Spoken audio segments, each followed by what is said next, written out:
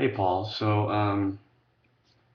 it's me here, Taylor, responding to your video, which I thoroughly enjoyed. I thought the argument was great, the information was awesome. I have a ton of info here that I've gathered from two articles that I've researched for your response, and YouTube only gives you like 10 minutes, so I'm going to try and make sure I get to everything. And if I'm a little jumbled, it's because there's just so much stuff.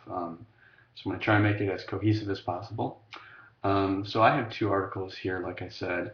One of them by Jen Scott Curwood, Megan Schliesman, and Kathleen T. Horning, called Fight for Your Right, Censorship, Selection, and LGBTQ Literature. And then my second article is called GLBTQ Collections Are for Every Library Serving Teens by Elizabeth W. RAUCH. I think it's RAUCH. And one thing I want to touch on before I get into this is kind of the focus of how much censorship plays into LGBTQ YA lit or even sexual health books that we find in the library, and how vital it is to pay attention to censorship when it comes to these materials. So I have a couple statistics here that I've gathered from the articles that I think are worth noting. Okay, so between 1990 and 2008, there have been over 800 titles challenged for homosexuality. And so that's almost, I think the statistic was almost 225. It's gotten to almost 225 per year since.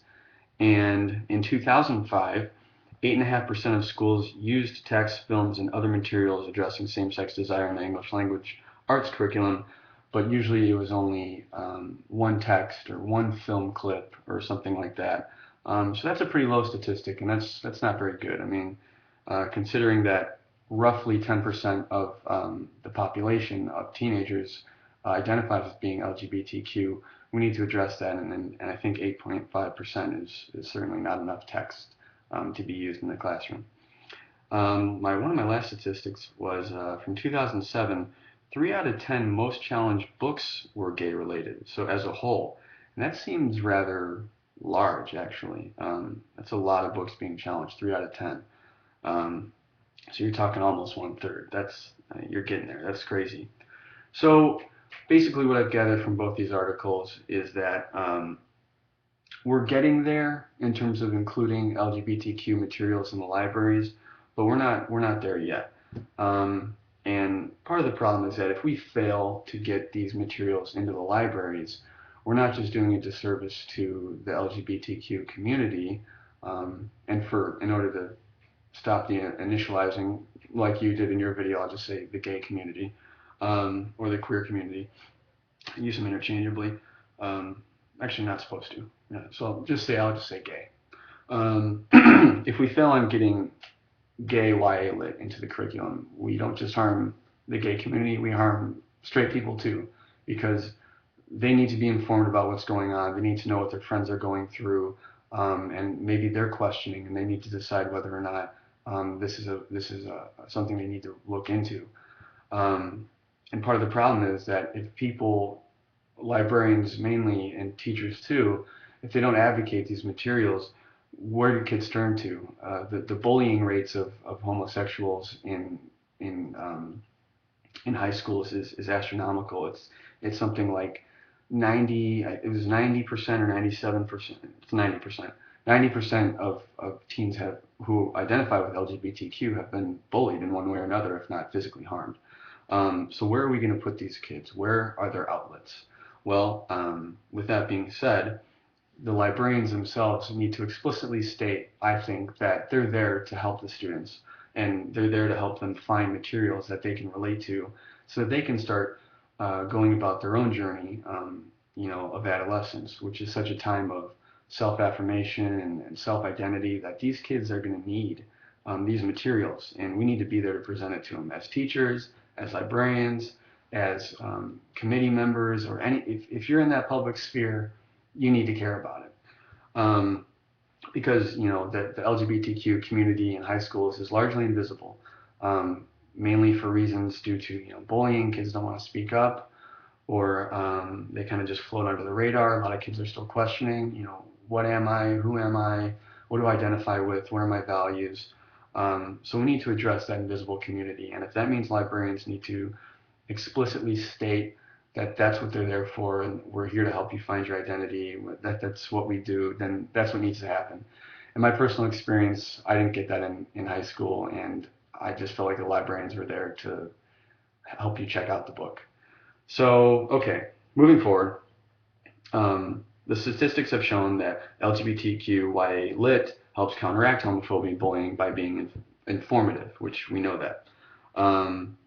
And going further, we need to start asking ourselves, what do our diversity policies say? Because some schools, while they cover a wide range of criteria, concerning diversity, a lot of schools, either have left out or have forgotten to include sexual orientation in that diversity policy. So that's something we need to look at, and that's something that both the articles have argued.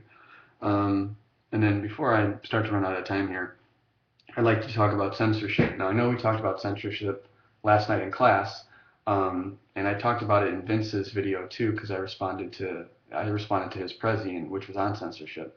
So this will fit in real nicely.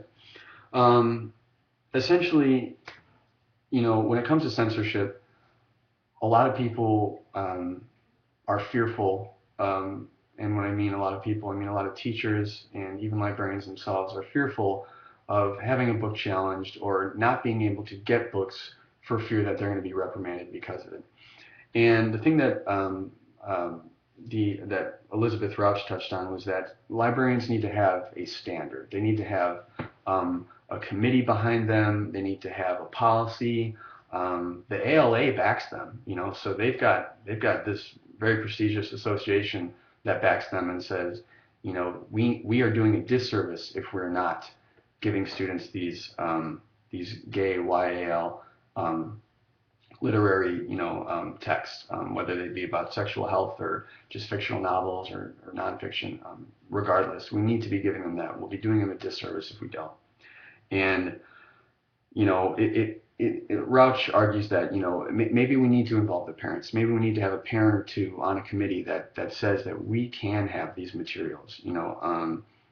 Gather everybody you can, school psychologists, principals, get people on board, so that if something does become challenged, you have your back covered, and people are aware of the situation. With that being said, Rauch also argues that there should be a form, and I mentioned this in class yesterday too. There should be some sort of form or standard that parents need to go by in order to challenge a book. If they really feel that it's harmful, there needs to be a certain formal complaint that needs to be written that shows why it needs to be challenged. You can't just point a finger and say, I want that book out of here. I don't want my child learning about that.